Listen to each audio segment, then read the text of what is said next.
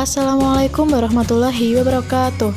Perkenalkan, kami dari kelompok 3 akan mempresentasikan hasil kerja kelompok kami yang beranggotakan saya sendiri, Nur Halimah, NPM 18133100153, dan juga teman-teman saya. Yang pertama, Miftah Anafi, NPM 18133100027. Selanjutnya, Yunita Sari Pamungkas, NPM 18133100047. Erlita Kori Oktiviana, NPM 18133100132. Dan juga yang terakhir, Rosmiati, NPM 18133100149.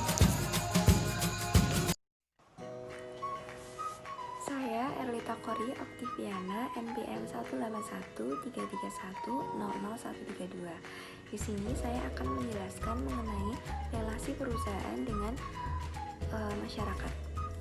Di sini pertama, masyarakat itu adalah sekelompok manusia yang dia itu tinggal di sekitar perusahaan, yang dia memperoleh pengaruh secara langsung maupun tidak langsung dengan kegiatan perusahaan yang ada. Kemudian yang kedua adalah masyarakat di sini diharapkan berperan aktif dalam mengoreksi dampak dari pembangunan perusahaan tersebut. Yang ketiga, di sini masyarakat berperan sebagai penghubung antara pemerintah dengan perusahaan.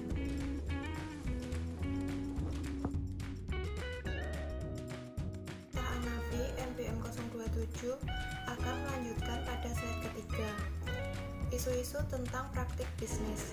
Nah, di sini isu itu bukan terjemah dari gosip atau rumor, yang berarti masalah pokok yang berkembang di masyarakat atau suatu lingkungan yang belum tentu benar, serta membutuhkan pembuktian. Isu-isu yang banyak dikemukakan masyarakat yang berkaitan dengan kegiatan bisnis adalah dampak kegiatan bisnis terhadap masyarakat dan lingkungan. Isu yang berkembang di dalam masyarakat menunjukkan adanya kesenjangan antara keinginan, cara, atau tindakan perusahaan dalam memperoleh laba dengan harapan-harapan pemangku kepentingan. Isu-isu masyarakat yang berkembang dapat menjadi sebuah peluang atau risiko bagi perusahaan. Akan tetapi, bergantung seberapa kuat isu-isu tersebut berimplikasi positif atau negatif terhadap perusahaan.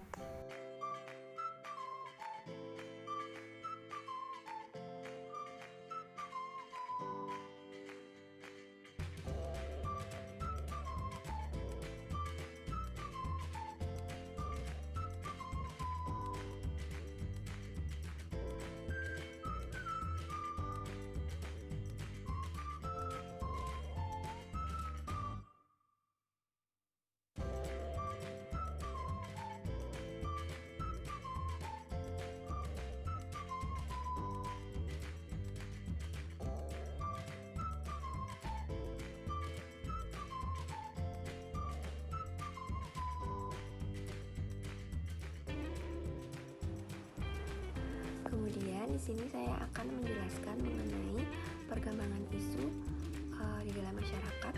Ada memiliki 4 tahap. Pertama, tahap sumber. Yang kedua, tahap media atau penguatan suara. Yang ketiga, tahap organisasi. Kemudian yang terakhir adalah tahap resolusi. Nah, tahap pertama yaitu tadi tahap sumber.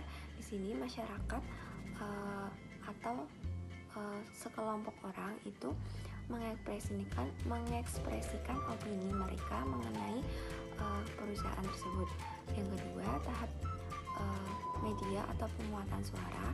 Di sini isu itu didukung oleh publik dan dia itu isunya lebih populer karena dia dilatar belakangi dengan media. Contohnya saja adalah berita. Kemudian yang ketiga, tahap organisasi. Nah, di sini adalah tahap itu sudah mulai memiliki jaringan atau istilahnya mereka lebih populer. Kemudian yang terakhir adalah tahap resolusi. Di sini adalah perusahaan itu diharapkan dapat mengatasi isu dengan sebaik mungkin.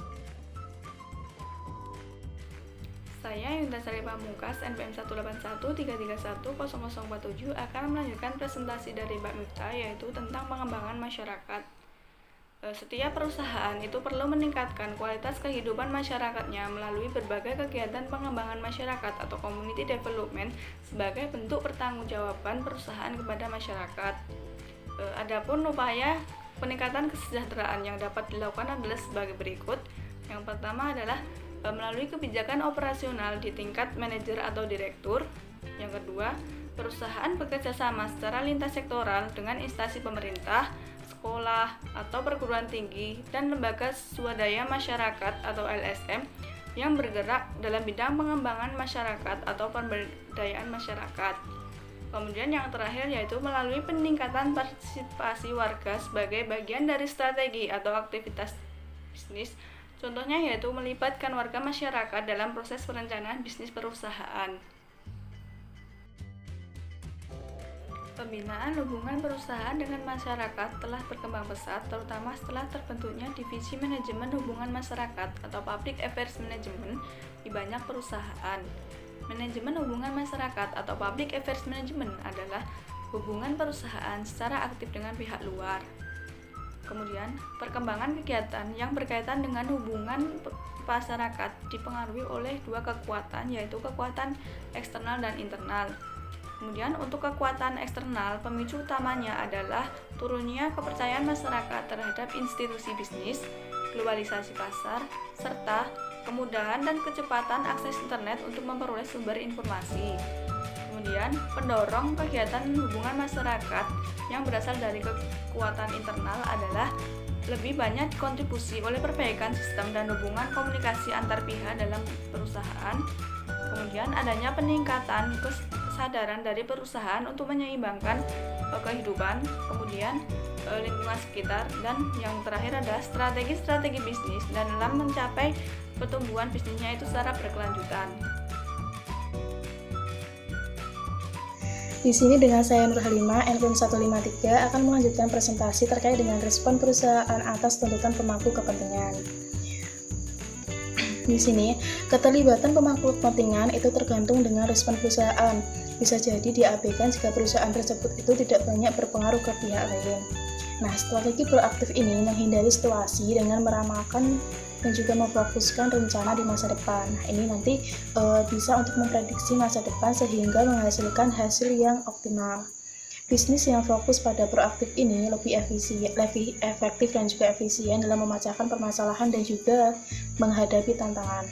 Kelebihan proaktif ini ialah menghindari ancaman sehingga mudah meningkatkan produktivitas sehingga karyawan itu pun juga ikut puas karena semua itu untuk keberhasilan perusahaan. Misalkan perusahaan X menaikkan gaji serta memperbaiki fasilitas layanan kepada karyawan serta tunjangan.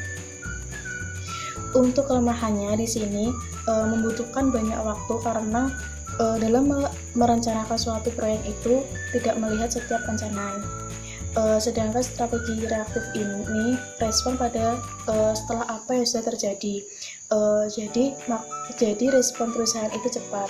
Keuntungannya ini karyawan memiliki keterampilan yang baik. Nah, untuk kerugiannya di sini proyek itu tidak memenuhi target dan juga memungkinkan untuk melebihi anggaran karena sebelumnya itu tidak direncanakan.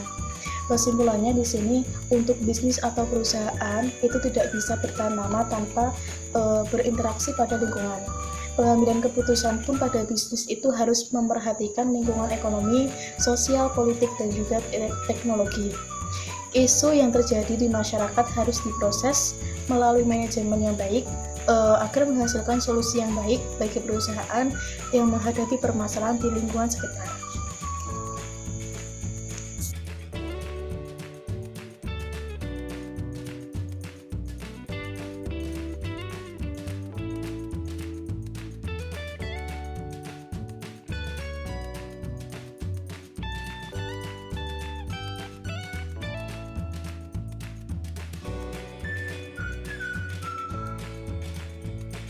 Baik, yang selanjutnya di sini kita membahas terkait dengan pencitraan dan juga profitabilitas.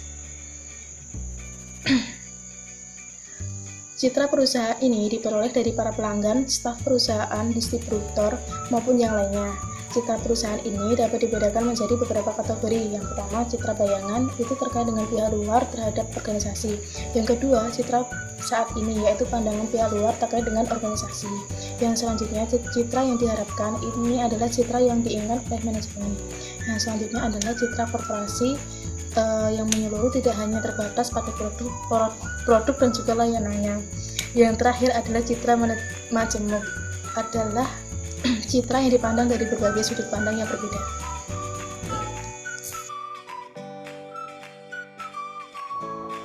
Saya Rusmiati, NPM 149. Pada bagian ini saya akan membahas mengenai kebijakan publik. Kebijakan publik merupakan keputusan-keputusan yang mengikat bagi orang banyak pada tataran strategis atau bersifat garis besar yang dibuat oleh pemegang otoritas publik, baik itu pemerintah pusat maupun pemerintah daerah.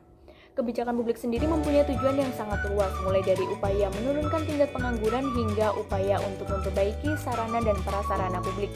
Kebijakan publik dilaksanakan untuk melayani orang banyak, sehingga tak jarang kebijakan ini kadang kurang mampu memberikan kepuasan bagi semua pihak. Kebijakan publik dilaksanakan oleh penyelenggara negara. Namun, bisnis sebagai bagian dari masyarakat harus berpartisipasi atau berperan aktif dalam upaya menyukseskan pelaksanaan kebijakan tersebut. Melalui kebijakan publik, pemerintah berupaya untuk menciptakan kondisi-kondisi yang memungkinkan perusahaan bersaing secara adil dalam lingkungan bisnis yang modern. Oleh karena itu, peran pemerintah itu sangat penting dalam menjaga keseimbangan hak dan kewajiban masing-masing pihak dalam lingkungan bisnis. Selanjutnya, pada slide ini terdapat tabel dari beberapa jenis kebijakan publik dan dampaknya terhadap ekonomi. Saya akan sebutkan beberapa poin saja, di antaranya yang berkaitan dengan kebijakan ekonomi nasional. Yang pertama, ada jenis kebijakan publik yang berhubungan dengan pertumbuhan atau kebijakan sosial. Merupakan kebijakan publik yang sangat penting dalam mengatasi berbagai masalah sosial kemasyarakatan. Seperti yang kita ketahui bahwa masalah sosial paling dominan di Indonesia adalah kemiskinan.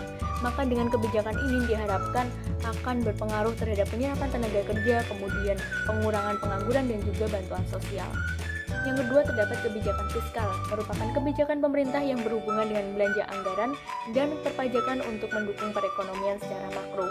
Yang ketiga, terdapat kebijakan moneter, yaitu kebijakan pemerintah yang mempengaruhi permintaan dan penawaran mata uang serta nilai kurs mata uang dalam negeri terhadap mata uang asing. Yang keempat, ada kebijakan perdagangan, yaitu kebijakan yang menunjukkan tindakan pemerintah untuk mendorong atau tidak mendorong perdagangan di negara lain.